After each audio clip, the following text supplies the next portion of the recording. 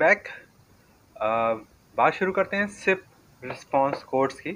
पिछले एपिसोड में हमने ये देखा था कि जी सिप सर्वर जो है कुछ कोड्स जो है वो रिस्पांस कोड्स देता है ट्रांजैक्शन पे।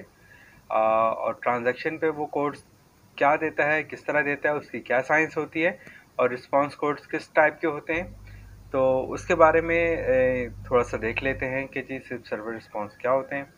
तो सिप सर्वर रिस्पांस जो है यूज़र एजेंट सर्वर या सिप सर्वर कुछ रिस्पांस क्रिएट करता है उस रिप्लाई में, उसके जवाब में जो रिक्वेस्ट उसको आती है क्लाइंट की तरफ से।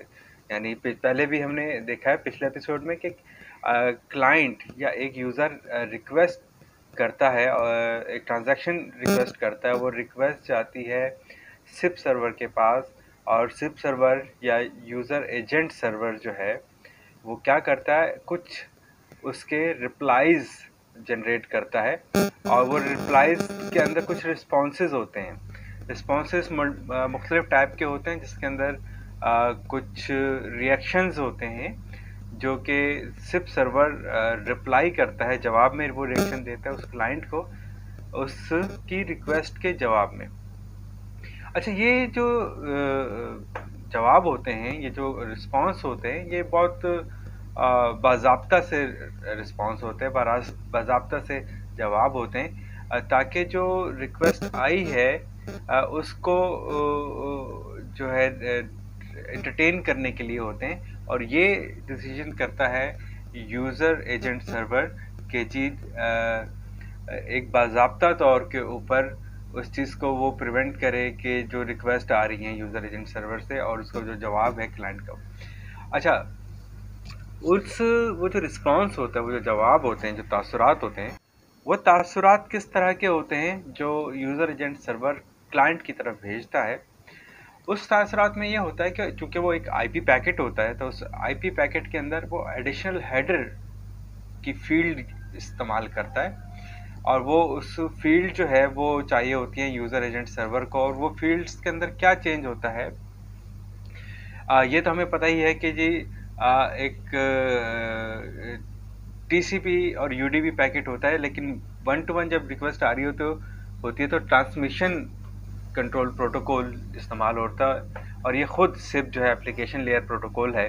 तो ये एप्लीकेशन लेयर के जो हेडर हैं उसके अंदर कुछ चेंजेस करता है, या वो चेंजेस जो होते हैं वो किस टाइप के होते हैं।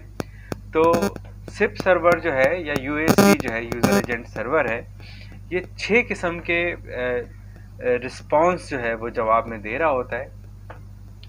1xx से लेकर 5xx तक जो है वो रिस्पांस होते हैं जो कि HTTP प्रोटोकॉल के होते हैं, वो उससे उधार लेता है। या HTTP प्रोटोकॉल के जो भी रिस्पॉन्सेज होते हैं, जो फॉर्मल रिस्पॉन्सेज होते हैं, उन रिस्पॉन्सेज को इस्तेमाल करते हुए यूज़र की रिक्वेस्ट आती है, एक ट्रांजैक्शन रिक्वेस्ट आती है जो सर्वर के पास, तो ये HTTP प्रोटोकॉल के रिस्पॉन्सेज वो उसको वापस भेजता है। वो रिस्पॉन्सेज 1 से लेकर 5 तक वो रिस्पॉन्सेज होते हैं जो HTTP प्रोटोकॉल से मिलते जुलते नहीं होते बल्कि उसी के ही होते हैं। उसके बाद जो छठा रिस्पॉन्स है यूएसी का या सिप सर्वर का, वो एक रिस्पॉन्स जो है नया मुतारिफ कराया गया, इंट्रोड्यूस कराया गया सिप सर्वर के अंदर।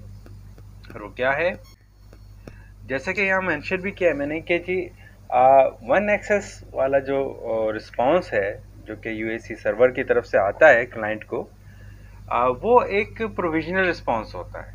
और उसके अलावा बाकी जितने भी रिस्पांस होते हैं वो एक फाइनल और स्टेटमेंट होती है, फाइनल रिस्पांस होता है।